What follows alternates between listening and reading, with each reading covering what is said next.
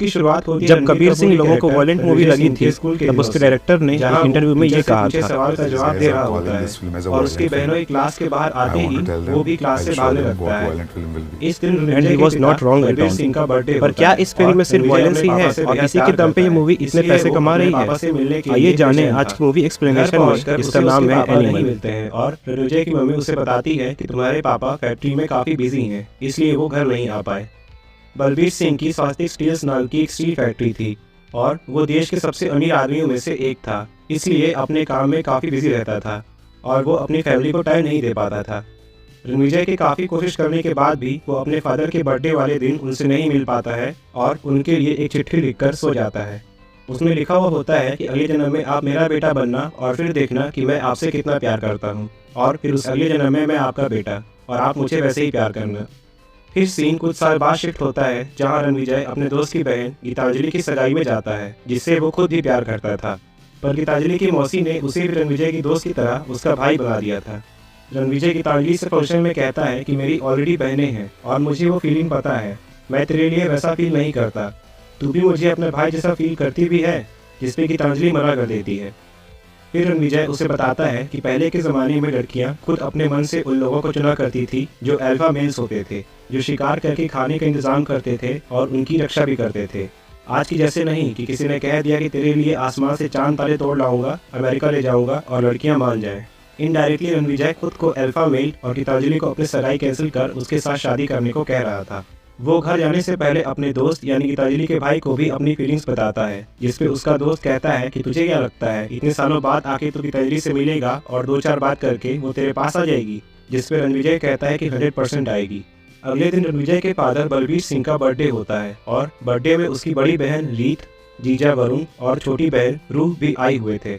रणविजय का जीजा वरुण बलबीर के बिजनेस में काफी हेल्प करता था और वो रणविजय को भी बिजनेस में आगे बढ़ने के लिए सीएम से मिलवाने के लिए आता है, लेकिन रणविजय सीएम से मिलने से मना कर देता है और कहता है कि मुझे आपकी हेल्प में कोई इंटरेस्ट नहीं है। सीएम इस बात को सुन लेता है और वरुण रणविजय पर गुस्सा हो जाता है और उसके और रणविजय के बीच काफी बहस होती है। रणविजय को वरुण और उसके बिजनेस करने के तरीके दोनों पसंद नहीं थे कि वो सिर्फ पैसों से मतलब रखता है, लोगों के भावनाओं से नहीं, और इस भिड़ंत में दोनों एक दूसरे को काफी कुछ कहते हैं, जिसपे रणविजय की दीदी नाराज होकर उससे वरुण को सॉरी कहने को कहती है और रणविजय के ना मानने पर वो बलबीर को ये सब बता देती है। बलबीर रणविजय पर वरुण को बंदर बोलने की वजह से नाराज था और उसे सॉरी बोलने को कहता है, लेकिन रणविजय फिर भी नहीं मानता है और बलबीर से कहता है कि आपको हमेशा की तरह अभी मैं ही गलत लगता हूँ। साउथ में हमने काफी बड़ा बिजनेस सेट किया था, लेकिन आज उस आदमी की वजह से वहाँ का हर बड़ा बिजनेसमैन आज हमें अपना दुश्मन मानता है। जिसपे बलबीर कहता है कि don't you teach me how to run my own business, बस जाके उससे माफी मांगो, सिर्फ 10 मिनट है तुम्हारे पास। रणविजय अपने दीदी के पास वापस जाता है और बताता है कि तुम जानती हो ना कि मैं तुमसे और रूह से कितना प्यार करता हूँ। एक बार कॉलेज में तुम्हारी किसी ने रैगिंग किया की, मैंने उसी दिन उन लोगों को खोज निकाला और उन सबको सबक सिखाया, फिर चाहे उसके लिए मुझे उन्हें कार से ठोकना और क्लास में बंदूक ही क्यों न चलाना पड़ा हो, और इसके लिए पापा ने भी मुझे कितना डांटा और मारा और मुझे बोर्डिंग स्कूल भी भेज दिया। रीत भी इस बात को समझ रही थी और रणविजय अपनी बहन और पापा की खुशी के लिए वरुण से माफी मांग लेता है। बलबीर उससे कहता है कि let's come and cut the cake, तो रणविजय कहता है कि आप जाओ। बलबीर कहता है कि मुझे पता है कि तेरा प्रॉब्लम क्या है, तुझे लग रहा है कि मैं तेरा शेयर वरुण को दे रहा हूँ क्योंकि वो डिसिप्लिन है, हार्ड वर्किंग है, वरुण वो है जो तू कभी बन नहीं सकता। जिस पर रणविजय कहता है कि आप सही हो पापा, वरुण ही तो आपका असली बेटा है, मैं तो नाजायज हूँ। जिसपे बलबीर गुस्से में आकर उसे थप्पड़ मार देता है और रणविजय भी दुखी होकर वापस अमेरिका जाने लगता है। बैग पैक करके रणविजय जैसे ही बाहर आता है उसे उसके दोस्तों के साथ गीतांजलि दिखती है, जो अपनी शादी को होल्ड पे रखकर उसके पास आई थी। फिर रणविजय उसे घर के अंदर ले जाकर अपने पापा से मिलवाता है। बलबीर सिंह उन दोनों को रणविजय के बार बार बोलने पे भी इग्नोर कर देता है, लेकिन वरुण के एक बार बोलने पर केक काटने को चला जाता है, तो रणविजय भी गीतांजलि के घर वालों से बात कर उसे ले जाता है। वो दोनों शादी कर लेते हैं और फिर सीन प्रेजेंट टाइम में शिफ्ट होता है, जहां रणविजय पूरी बारात के साथ फुल गैंगस्टर लुक्स में गन्स वगैरह लेके अपने साथियों के साथ एक प्रेस कॉन्फ्रेंस में घुस जाता है, जहां वरुण भी था। उधर रणविजय के साथी पूरी क्राउड पे नजर रखते हैं और इधर वो वरुण को गला दबाकर और शॉटगन से ठोककर मार देता है, और उसके ऐसा करने की वजह हमें कुछ देर में पता लग जाएगी। रणविजय के वापस घर आने पर गीतांजलि उसके साथ कुछ टाइम स्पेंड करना चाह रही थी, लेकिन उसके काफी बिजी होने की वजह से वो उस पर काफी नाराज थी और कहती है कि हमें यहाँ वापस आना ही नहीं चाहिए था, हम अमेरिका में ही काफी खुश थे। तब हमें रणविजय की इंडिया वापस आने के पीछे का कारण पता चलता है। कुछ समय पहले बलबीर सिंह पर किसी ने गोली चलाकर हमला किया था और ये न्यूज़ सुनते ही रणविजय तुरंत अपनी फैमिली के साथ इंडिया आ जाता है। लेकिन गार्ड्स उसे बलबीर के पास जाने से रोक देते हैं और वरुण भी उससे कहता है कि पापा से काफी वीआईपीज और पॉलिटिशियंस मिलने के लिए वेट कर रहे हैं, जब वो मिल लें तब तू आना। फिर रणविजय अपनी दीदी से मिलता है और पूछता है कि यहाँ तो यूएस के जैसे माफिया वाला कोई सीन नहीं है, फिर यहाँ इतने बड़े इंडस्ट्रीज पे कोई गोली कैसे चला सकता है। इसका जवाब उनमें से किसी के पास नहीं था। आफ्टर वेटिंग फॉर लॉन्ग, उसके एक काफी क्लोज मिश्रा अंकल की हेल्प से रणविजय कई सालों बाद अपने पापा से मिलता है, जो खुद भी उसे देख खुश हुए थे। बलबीर रणविजय को कहता है कि जब पहली गोली लगी तो मुझे तेरी याद आई, पर जब दूसरी गोली लगी then I realized I was alone. Ranvijay Mishra uncle की हेल्प से अटैकर्स का पता लगाने और दोबारा ऐसे हमलों के ना होने की बात करता है, जिस पे वो उसे बताते हैं कि सारे वर्कर्स बहुत परेशान हैं और उन्होंने काम बंद कर दिया है। जिस पर रणविजय खुद उनको एड्रेस करने के लिए फैक्ट्री पहुंच जाता है और सबको दिलासा देता है कि उसकी कंपनी अभी टूटी नहीं है, उसके पिता अभी जिंदा हैं और वो जल्द ही उन्हें सबसे मिलाने के लिए लेके आएगा। और वो सबके सामने ओपनली ये कह देता है कि जिसने ही बलबीर सिंह पे गोली चलाई है मैं खुद अपने हाथों से उसका गला काटूंगा। और फिर इसके लिए रणविजय 3 रेंज रोवर लेकर पंजाब में अपने गांव पहुंच जाता है, जहां वो अपने कई कजिन ब्रदर्स और अपने बड़े दादा से मिलता है और उनसे अपने सभी भाइयों को अपनी हेल्प के लिए ले जाने की मांग करता है। वे सभी रणविजय के साथ जाने के लिए मान जाते हैं और घर पहुंचकर वो सबको बलबीर से मिलवाता है और उससे कह देता है कि अब अगर आप पे एक भी खरोच आई तो मैं सारी दुनिया जला दूंगा।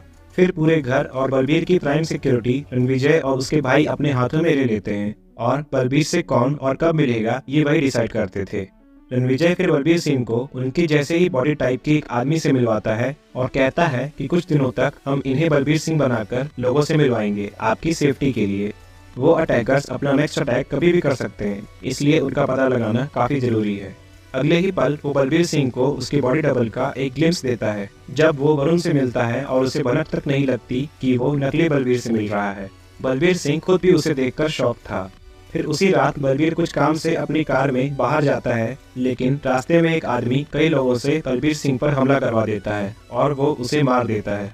लेकिन ये असली बलबीर नहीं बल्कि उसका बॉडी डबल था और असली बलबीर को जिंदा देख वरुण काफी शॉक हो जाता है। वो उसी आदमी के पास फोन लगाता है जिसने हमला करवाया था और उसे बताता है कि तूने जिसे मारा है वो नकली बलबीर सिंह था, असली वाला अभी भी जिंदा है, उसके बेटे ने उसका बॉडी डबल बनाया था। जब तक ये जिंदा है तब तक हम बलबीर सिंह का कुछ नहीं कर सकते, तू बेटे को मार, बाप को मैं देख लूंगा। ये सारी बातें रणविजय लाइव कॉल से कनेक्ट होकर सुन रहा था और अपने जीजा को ही उसका दुश्मन जान मन में प्लान बना लेता है और अपने साथियों के साथ उसे मारने चला जाता है, जैसा हमने कुछ देर पहले देखा था। खैर फिर अगले दिन वो अपने होटल में कुछ गर्ल्स की डील के लिए जाता है और कुछ ही देर बाद वही आदमी जिसने बलबीर पर अटैक किया था अपने 100 से ऊपर गुंडों के साथ उस होटल पर अटैक कर देता है। रणविजय और उसके भाई मिल के उन सबका गोलियों से स्वागत करते हैं। फिर आता है फिल्म का फेमस हॉलवे फाइट सीन, जिसे हमने टीजर में भी देखा था। 50 और आदमी कुल्हाड़ी लेके उन्हें मारने आ जाते हैं, जिन्हें रणविजय अकेले ही एक एक करके सबको खत्म कर देता है। फिर इतने में भी वो आदमी नहीं रुकता है और 200 और लोगों को उन्हें मारने को भेजता है, जिनको फिर से रणविजय अपनी कस्टमाइज्ड मशीन गन से खत्म कर देता है। वो इतनी गोलियां चलाता है कि बंदे लिटरली हवा में ही उड़ रहे थे। गोलियों के प्रेशर की वजह से वो नीचे ही नहीं आ पा रहे थे। खैर इस बीच उनका हेड बच के हॉल में आ जाता है और रणविजय पे गोली चला देता है, लेकिन उसके भाई उसे बचा लेते हैं और लास्ट में उस आदमी का भी उन सैकड़ों गुंडों की तरह वही हाल होता है। लेकिन इतने खून खराबे के बाद रणविजय भी काफी घायल हो जाता है और वो वहीं बेहोश हो जाता है। ये हमले तो सिर्फ शुरुआत थे। रणविजय और उसके पिता अभी भी खतरे में थे और रणविजय का काम अभी खत्म नहीं हुआ था। तो इतने बड़े हमले से सीवियरली इंजर्ड होने के बाद रणविजय कोमा में चला जाता है। 2 हफ्ते बाद जब उसे होश आता है तो पता चलता है कि वो सुन नहीं सकता, जिसको जान बलबीर, गीतांजलि और सभी काफी शॉक हो जाते हैं। डॉक्टर्स बताते हैं कि उसके मल्टीपल ऑर्गन्स डैमेज्ड हैं और उसका हार्ट ट्रांसप्लांट भी करना पड़ेगा and he is very lucky to be alive. फिर रणविजय काफी दिन बाद हिम्मत करके अपनी दीदी रीत को बताता है कि वरुण हमारे डैड पे हमले में मिला हुआ था और वो पापा को मारने वाला था, इसलिए मैंने वरुण को मार दिया। ये जान रीत काफी नाराज और दुखी होती है। अपने पापा के अटैकर्स का पता लगाने में धीरे धीरे रणविजय काफी इमोशनलेस होते जा रहा था। वो गीतांजलि से भी ढंग से बात नहीं करता था। 200 से 300 लोगों को मारने के बाद भी उसके अंदर कोई रिग्रेट नहीं था और वो डॉक्टर के ट्रीटमेंट को भी सीरियस नहीं ले रहा था। वो रीत से कहता है कि ये तेरी ही गलती है कि तूने एक क्रिमिनल से प्यार किया। हाँ, जैसे ये खुद कौन सा हरिश्चंद्र है। खैर फिर एक दिन वो कुछ गन्स डीलर्स से अपने नेक्स्ट कंसाइनमेंट की बात कर रहा था, तभी गीतांजलि उसके पास आकर उससे कहती है कि डॉक्टर्स का कॉल आया था, शायद उन्हें हार्ट डोनर मिल गया है, जिसको रणविजय जरा भी सीरियस नहीं लेता है और इग्नोर कर देता है, जिसपे वो नाराज होकर उसका लैपटॉप फेंक देती है। उसके बाद दोनों के बीच काफी हीटेड आर्गुमेंट होता है और रणविजय उससे काफी रूडली बात करता है, लेकिन दोनों को झगड़ते उसका बेटा देख लेता है और फिर रणविजय को रियलाइज होता है कि he is doing wrong with Geetanjali और वो अपनी मेडिकेशंस को फिलहाल सीरियसली लेने लगता है। फिर फिल्म में एंट्री होती है बॉबी देओल के कैरेक्टर अबरार हक की, जिसकी तीसरी शादी हो रही थी और ऑलरेडी 8 बच्चे भी थे। अबरार हक म्यूट यानी गूंगा था जब से उसने अपने दादा को जलते हुए देख लिया था और तब से उसका भाई आबिद उसका ट्रांसलेटर था। उसकी शादी के बीच एक आदमी एक न्यूज लेके आता है। दरअसल जिस आदमी ने नकली बलबीर सिंह को मारा था और रणविजय पर भी हमला करवाया था, वो अबरार हक का भाई था और उसने ऐसा अबरार के कहने पर किया था। और जब उसे पता चलता है कि उसका भाई अब नहीं रहा, तो वो शादी के बीच ही खून खराबे कर उस न्यूज देने वाले आदमी को मार देता है। अबरार हक रणविजय का चचेरा भाई था और उसके दादा को स्वास्तिक स्टील्स में हिस्सा न मिलने और वहां से भगा देने की वजह से वो बलबीर से नफरत करता था, इसलिए वो बलबीर को मारना चाहता था और अब अबरार पर अपने भाई की मौत का बदला लेने का भूत सवार था। उधर 2 महीनों बाद रणविजय को डोनर मिल जाता है और वो कम्प्लीटली ठीक हो जाता है। उससे मिलने एक लड़की आती है जिसका नाम जोया था, जो खुद को हार्ट डोनर की मंगेतर बताती है और जिसे देख रणविजय खो सा जाता है। हाँ, बड़ा आया अल्फा मेल। जोया को वो जाने नहीं देता है और उसे अपने दादाजी की हवेली में ठहरने को बोलता है और फिर कुछ दिन जोया और रणविजय प्यार में वो सब करते हैं जो मैंने यहाँ अगर दिखा दिया तो यूट्यूब मेरे चैनल की ले लेगा। गीतांजलि उससे लाख बार सिगरेट छोड़ने के लिए कहती है, लेकिन उसने एक नहीं सुनी और जोया के एक इशारे पे ही उसने सिगरेट को रख दिया। गीतांजलि को भी रणविजय पर शक हो गया था कि उसने उसे धोखा दिया है और वो उसके भाइयों से पूछती भी है, लेकिन वो इस बात को छुपा लेते हैं। खैर फिर रणविजय रोल्स रॉयस से कुछ लोगों को बुलाता है और जोया के लिए एक लव बाइट के कलर की कस्टमाइज्ड कार बनाने को बोलता है। रणविजय उसे उस कार को दिखा ही रहा होता है कि तभी कार ब्लास्ट हो जाती है और रणविजय भी ये देख शॉक हो जाता है। वो जोया के लिए साड़ी लाकर शादी करने का ऑफर देता है, लेकिन यहाँ जोया कंट्रोल नहीं कर पाती है और रणविजय के प्यार में उसकी सेफ्टी के लिए सब कुछ सच सच बता देती है। वो कहती है कि मैं दुश्मन हूँ तुम्हारी, मुझे अबरार हक ने भेजा है। वो स्कॉटलैंड में रहता है और तुम्हारे उसके भाई को मारने के बाद उसने तुम्हारे बारे में स्कूल से लेकर अमेरिका तक सब कुछ पता लगा लिया है। अबरार का एक छोटा भाई है जो एक प्रोफेशनल बुचर है और वो अबरार से बेइंतहा मोहब्बत करता है। उसकी सर्जरीज करा के उसे नकली रणविजय बना रहे हैं ताकि जब तुम मेरे साथ होते तो वो तुम्हारी जगह ले ले और तुम्हारी पूरी फैमिली को मार दे। और बाप ये सोचते रह जाए कि जो बेटा मुझसे इतना प्यार करता था वो अचानक से उसकी जान क्यों ले रहा है और उसके बाद तुम्हें मारने की जरूरत ही नहीं पड़ेगी। वो फर्दर बताती है कि अबरार और आपका कोई रिश्ता, क्योंकि वो आपके पापा को बलबीर चाचा कह के बुलाता है और ये ब्लास्ट शायद आपको मारने के लिए था, जिस पर रणविजय कहता है कि ये ब्लास्ट तेरा मुंह खुलवाने के लिए था। असल में रणविजय को जोया पर पहले दिन से ही शक था और उसने ये सब उससे सच उगलवाने के लिए किया था और फिर वो सब कुछ जानकर अपने भाइयों को जोया को उसके घर पहुंचा देने को बोलकर वहां से चला जाता है। फिर रणविजय के दादा उसे पूरी फैमिली हिस्ट्री बताते हैं कि वे 3 भाई थे और वो और उनके छोटे भाई ने मिलकर स्वास्तिक स्टील्स बनाई, लेकिन उनके छोटे भाई की नीयत खराब हो गई और उससे बार बार धोखा खाने के बाद उन्होंने उसे स्वास्तिक से निकाल दिया। इस इंसल्ट को वो सहन नहीं कर पाया और उसने देश छोड़ दिया और फिर कुछ समय बाद खबर मिली कि उसने खुद को आग लगा लिया। बलबीर के स्वास्तिक संभालते ही उसका बेटा यानी अबरार का बाप यहाँ आया था स्वास्तिक पे अपना हक मांगने, जिसपे उसका कोई अधिकार नहीं था, इसलिए वो वापस चला गया और अपना धर्म बदल लिया और 3-4 शादियां भी की जिनसे उसे कई बच्चे हुए। अबरार उसका बड़ा बेटा है, तेरा भाई है, जैसे ये सारे तेरे पिंड के भाई हैं। तू अगर उसे मारेगा तो उसके भाई तेरे पीछे आएंगे और ये सिलसिला ऐसा ही चलता रहेगा। बलबीर भी रणविजय को रोकने का ट्राई करता है, लेकिन वो किसी के एक नहीं सुनता है और वहाँ से चला जाता है।